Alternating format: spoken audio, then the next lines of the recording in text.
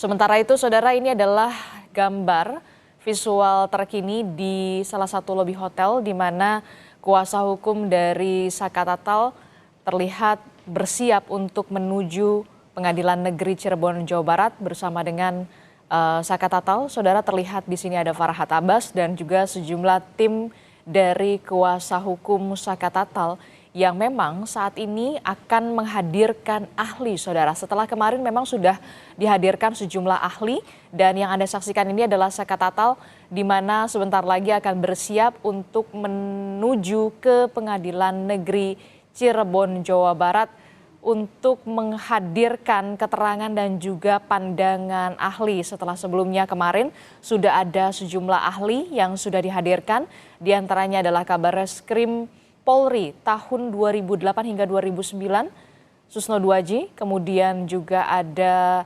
psikologi forensik, pakar psikologi forensik ada Reza Indragiri dan sejumlah ahli lainnya, saudara. Dan kita masih membahas bersama dengan narasumber kita, Breaking News Kompas TV. Di studio sudah hadir pakar hukum pidana Universitas Tarumanegara, Mas Heri. Mas Heri masih melanjutkan pertanyaan teman saya, Radi Saputro tadi sebelumnya yang menanyakan bahwa kalau memang keputusan peninjauan kembali ini memang diputuskan dikabulkan begitu ya dengan ada salah tuntut, kemudian ada salah sidik dan juga kesalahan lainnya, apa yang nanti harus dibenarkan begitu? Harus diberesi lah istilahnya. Ya, kalau kita mengacu pada konstruksi berpikir hukum acara pidana, masing-masing pihak itu kan sudah diberikan hak yang sama ya. Apakah digunakan atau tidak haknya itu kembali berpulang pada masing-masing. Ada upaya hukum biasa, ada upaya hukum luar biasa. Nah, kalau sudah bicara pada tataran peninjauan kembali sebagai upaya hukum luar biasa, saya tidak menemukan ada cara lain lagi ya. Nah, tapi memang perdebatannya, adakah PK di atas PK? Adakah PK itu boleh berulang kali dilakukan? Nah, ini kan ada, kalau nggak salah saya, ada perbedaan cara pandang dari putusan Mahkamah Konstitusi dengan teman di Mahkamah Agung begitu. Nah, mana yang akan diikuti nantinya? Nah, karena kalau di putusan MK, kalau saya nggak salah bicara tentang PK itu, mengapa boleh dilakukan lebih dari sekali? Karena tidak boleh membatasi orang-orang yang ingin memperoleh keadilan. Rasa keadilan itu harus dibuka peluang seluas-luasnya. Tapi dalam pendekatan pandangan dari Mahkamah Agung, bicara tentang kepastian hukum, toh masing-masing sudah diberikan kanalnya tadi saya katakan, dari upaya hukum biasa, luar biasa, dimaksimalkan nggak? Misalnya jaksa ada kasasi demi kepentingan hukum. Nah, ini PK ya memang untuk terpidana, kan begitu misalnya. Jadi ini akan jadi debatable nantinya. Apakah kemudian ada manuver-manuver hukum yang dilakukan, karena hukum acara pidana itu dia sangat dinamis, Mbak Adisti. Jadi kadang dalam tanda petik orang berakrobat juga nih, melakukan satu hal untuk bisa mencapai tujuannya. Bahkan di level Mahkamah Konstitusi kan kemarin juga putusan MK berkaitan dengan sebelum Pilpres kemarin kan juga riuh rendah itu. Banyak orang yang memiliki keyakinan ini mengatakan bahwa itu tidak layak sebagai putusan misalnya, mengkritisi putusan itu. Dan dibuktikan di sana. Ya, tapi kan ketika sudah diputuskan jalan saja. Nah, tapi kan ini yang kita tidak tahu apakah opsi yang mana yang akan digunakan nanti. Tapi namanya orang untuk mencapai tujuan menurut saya berusaha pasti akan dimaksimalkan kembali. Terlepas dari hasilnya apa, terpenuhi atau tidak keinginan dari tujuannya tadi, dia tetap mungkin akan menggunakan opsi-opsi tadi dengan mengacu pada putusan-putusan yang sebelumnya ataupun mengacu pada putusan yang melahirkan dalil ini begitu. Tadi saya katakan apakah lewat pendekatan putusan Mahkamah Konstitusi yang mengutip konteks tadi untuk bisa dilakukan kembali PK-nya dan lain sebagainya kan, atau hal lain ya di luar dari konsepsi hukum yang secara prosedural tadi. Apakah ada yang didengungkan, walaupun saya tidak langsung bersepakat dengan hal itu ya, ada tim mencari fakta dan lain sebagainya. Sehingga kalau kita mau benar-benar konsisten, harusnya kita mengatakan ya PK ini adalah upaya terakhir. Maka tidak boleh kemudian ada hal-hal yang dilewatkan dalam membaca, mempelajari, dan memberikan nilai rasa keyakinan bahwa keadilan itu hadir dalam pengabulan atau penolakan permohonan PK nanti yang dilakukan di Mahkamah Agung. Menarik sekali, jangan sampai ada hal-hal yang terlewat begitu ya, apalagi di ajang pembuktian seperti ini begitu ya. Betul. Salah satunya adalah yang hari ini dilakukan adalah dengan mendengarkan pendapat ahli begitu ya. Salah satunya adalah dari Profesor Muzakir, sebelumnya ada Komjen Polisi Purnawirawan Kabareskrim tahun 2008 sampai 2009 itu ada Pak Susno Duaji, kemudian ada Bung Reza Indragiri, tapi sayang sekali begitu ya, kenapa tidak dihadirkan dokter forensik yang pada saat itu pertama kali menangani jenazah Vina dan juga Eki pada saat dibawa ke rumah sakit untuk memastikan sebenarnya ini penyebab kematiannya karena apa begitu? Ya, ini kan kita bicara dalam tataran sisinya pihak pemohon ya. Saya nggak tahu apakah sempat sudah dihubungi atau belum. Kalau sudah dihubungi, apakah sudah terjadi komunikasi yang mendalam dan kemudian sudah dijajaki kalau dihadirkan menguntungkan atau tidak. Ini kan bagian fase lain ya, Mbak ya, dalam menganalisa sebuah perkara tadi. Ya, saya terbatas pada informasi itu begitu. Karena pada hakikatnya ini kan ajangnya pemohon nih untuk membuktikan terakhir kali. Nah, jadi pihak termohon saya rasa yang sebenarnya punya kans itu kalau memang itu dibuka dalam konsepsi PK. Tapi kan sekali lagi ini bukan bagian dari termohon untuk membuktikan hal itu. Karena mengapa saya katakan demikian? Karena pihak katakanlah dokter forensik atau yang pertama kali menangani menerima jenazah itu kan berkaitan dengan proses penyidikan di awal. Nah, penyidikan itu dihantarkan ke penuntutan, maka jaksa yang menerima itu kan, nah maka sangat mungkin di posisi tadi yang harusnya menghadirkan bukan pihak pemohon. Nah, tapi kalau tadi pihak pemohon ingin menghadirkan, tentunya beberapa fase tadi akan kita uji dulu, apakah sudah dihubungi belum, kalau sudah tanggapannya apa, kan begitu. Kalau ternyata dinilai ini kalau dihadirkan malah memberatkan, saya rasa tidak akan jadi opsi yang baik untuk menghadirkan itu. Jadi kita terbatas pada poin tadi, walaupun saya membenarkan pernyataan Mbak Adisti, saya katakan berulang-ulang ini akan menjadi simpel perkaranya kalau clear di awal. Orang yang megang pertama kali perkara ini, kalaupun ada peralihan, ada transisi, bahasanya apapun lah, pelimpahan. Nah ini yang harus jelas, ada dokumennya enggak, dokumennya menyatakan apa. Sehingga kita bisa menganalisa, ada enggak kejanggalan, ada enggak hal-hal yang bertabrakan, ada yang dilanggar dari produk yang dibuat tadi ini, sehingga kita bisa menganalisanya lebih jauh. Tapi kalau ini kemudian jadi bagian yang tersembunyi, yang hanya internal mereka yang mengetahui dan tidak ada penjelasan apapun, maka kita nggak akan bisa menganalisa apapun dari konteks itu, maka dugaan-dugaan saja yang muncul. Nah, saya rasa ini yang akan jadi sesat pikir kita untuk kemudian menganalisa sesuatu yang dasarnya untuk dianalisa saja tidak ada, kan begitu.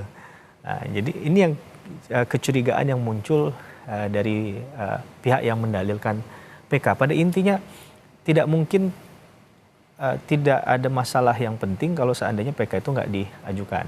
Tapi kan ini kan menurut konsepsi pemikiran pemohon dulu. Maka sebagai hakim akan menganalisa tidak hanya dari satu perspektif. Kalaupun dia melihat bahwa ada keterangan saksi yang dicabut, dia akan menganalisa lagi pencabutan itu sejauh mana. Mungkin dia akan melihat juga keterangan itu kemarin sudah disampaikan di level apa keterangannya, signifikan nggak, relevan nggak, punya sisi validasi nggak dalam hal keterangan yang disampaikan. Banyak poin yang akan dicoba diberikan penilaian judgement oleh hakim di sana menurut saya.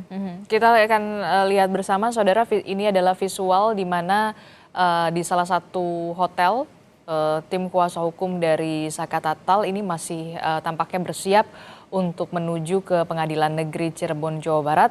Karena hari ini, saudara, Pengadilan Negeri Cirebon, Jawa Barat akan kembali melanjutkan sidang lanjutan PK terhadap Saka Tatal yang hari ini masih menghadirkan ahli, yakni Profesor Muzakir, setelah sebelumnya pada hari kemarin sudah ada beberapa ahli yang juga sudah dimintai keterangannya, diperdengarkan pandangannya, mulai dari Kabareskrim tahun 2008 hingga 2009, yakni Komjen Purnawirawan Susno Duaji, kemudian juga ada Reza Indragiri dan juga sejumlah ahli lainnya. Dan di hari sebelumnya, saudara, ada juga yang sudah dihadirkan dari pihak Saka Tatal, ini adalah saksi fakta saksi fakta ini pada saat dipanggil begitu ya, beberapa saksi fakta ini yang dipanggil oleh Pengadilan Negeri Cirebon Jawa Barat ini bercerita soal bagaimana adanya dugaan tindak penganiayaan dan juga kekerasan yang terjadi pada Saka Tatal pada saat pemeriksaan berlangsung begitu. Dan ini juga harusnya masih terus didalami ya, soal ada tidaknya dugaan tindakan kekerasan yang terjadi pada saat pemeriksaan polisi. Ya, apakah ini juga bisa meyakinkan hakim untuk menguatkan posisi Saka Tatal? Bisa sangat besar potensinya ya, karena bicara tentang novum ini kan hal yang baru. Ya, jangan-jangan proses hukumnya jalan, tapi ternyata tadi ada hal yang terlewat, ada yang tidak tersampaikan. Ada fakta yang tidak terungkap bahwa dia menyampaikan keterangan atau mengakui perbuatan itu atas dasar tekanan tadi. Maka ini kan dalam kondisi normal Mbak Adisti akan bisa meruntuhkan, merubah bangunan awal berpikirnya tadi kan, sehingga bisa saja kalau dia menyatakan yang sebenarnya tidak kemudian dia akhirnya dihukum tadi. Mungkin dia akan mengatakan bahwa saya nggak ada di tempat kejadian perkara dengan alasan ini. Nah itu yang dibatasi di sana. Maka ruang itu yang kalau menjadi pertimbangan hukum hakim akan menurut saya bisa berdampak besar terhadap putusan di pengadilan tingkat bawahnya tadi. Nah, jadi ini ini harapannya tidak menormalisasikan. Dari awal saya sudah sampaikan perkara ini muncul di salah satu TV swasta juga saya sudah sampaikan. Ini ada prinsip kehati-hatian yang tidak boleh dilanggar. Nah, jangan kita kadang ada prinsip kecepatan dalam penanganan perkara, kita gunakan kedua prinsip ini sesuai dengan keinginan kita saja. Kalau yang ini kita gunakan prinsip kecepatan, speedy, kalau yang ini kita kehati-hatian. Padahal ini harusnya ditempatkan pada hal yang tepat sesungguhnya. Jadi asas yang digunakan, prinsip itu nggak salah menurut saya. Tapi kadang digunakan, dimanfaatkan untuk sesuatu yang membenarkan perbuatan tersebut, yang sesungguhnya itu melanggar hukum. Nah, jadi kalau kita sebagai anak hukum, orang yang belajar di Fakultas Hukum itu nggak akan menggugat prinsip dan asas. Bahkan untuk undang-undang itu nggak boleh bertabrakan dengan asas. Asas itu yang menjiwai peraturan perundang-undangan. Jadi bukan asas yang menyesuaikan diri terhadap peraturan perundang-undangannya. Jadi asasnya nggak salah. Kayak res judicata pro veritate habetur, putusan hakim selalu dianggap benar sebelum ada putusan pengadilan tingkat di atasnya mengkoreksi hal itu. Itu kita yakini benar. Tapi dalam perspektif yang lain itu dipakai misalnya oleh oknum tertentu melakukan satu putusan yang tidak berintegritas, yang tidak berdasar hukum, pertimbangan logis hukumnya tidak ada, lompat-lompat jumping cara berpikirnya, apa yang ditimbang apa, yang di dalam amar putusan apa, kasus Ronald Tanur misalnya salah satu yang sekarang lagi ini juga lagi viral ya. Publik, ya. Ini yang kemudian apakah asas yang tadi itu salah? Tidak, asasnya tetap benar. Tidak ada yang salah karena ini berlaku secara konsep general dalam kondisi normatif normal. Bukan untuk penyelundupan hukum atau memanfaatkan konteks tadi demi kepentingan pribadinya. Ini hal yang berbeda menurut saya, begitu. Oke, inilah yang kemudian fenomena yang bisa dikatakan no viral, no justice. Ini lagi didengung-dengungkan begitu, apalagi ketika ada kasus pembunuhan Vina, dugaan pembunuhan Vina dan juga Eki ini yang sudah bergulir selama 8 tahun sampai kemudian ada penangkapan Peggy Setiawan dan ternyata kemudian kasus hukumnya menempuh pra-peradilan, kemudian digugurkan statusnya, kemudian ini ada Saka Tatal yang terbaru Robert Tanur begitu. Fenomena semacam apa ini Anda melihatnya? Ya, inilah tantangan dalam penegakan hukum kita ya. Selalu berkali-kali saya sampaikan juga di ruang kelas ketika saya mengajar di Fakultas Hukum Universitas Tarumanegara bahwa antara dasein dan dasolen, antara teori dan praktik itu selalu ada gap, ada kesenjangan. Jadi bukan berarti bahwa seperti yang tertulis dalam buku hukum menegakkan keadilan, tapi bagaimana cara menegakkannya, belum lagi tantangan dalam menegakkan keadilan itu banyak sekali. Nah inilah dinamika yang terjadi yang seharusnya kita bisa istiqomah nih di jalannya, bisa lurus saja dengan seperti apa tekstual yang ada di buku-buku hukum yang dalam tulisannya itu sangat bagus sekali bahasanya kan. Tapi ketika diterapkan, diimplementasikan, itu kan pasti ada tadi saya katakan tantangannya, Apakah dari eksternal, dari internal, bahkan dari undang-undangnya sendiri yang memberikan mungkin peluang atau celah hukum pelanggaran tadi. Karena bisa saja ketika dipelajari oleh pelaku tindak pidana, oh ini ada peluang nih untuk katakanlah dilakukan satu tindakan pelanggaran hukum tadi. Karena masih ada bisa celah pembelaan atau perdebatan hukum di dalamnya. Kalau kita bicara dalam konstruksi hukum pidana ada asas legalitas, lex serta, lex scripta, lex stricta. Karena itu pidana itu undang-undangnya harus jelas, harus tegas, tidak boleh dianalogikan agar bisa berfokus dia di sana. Peluang untuk kemudian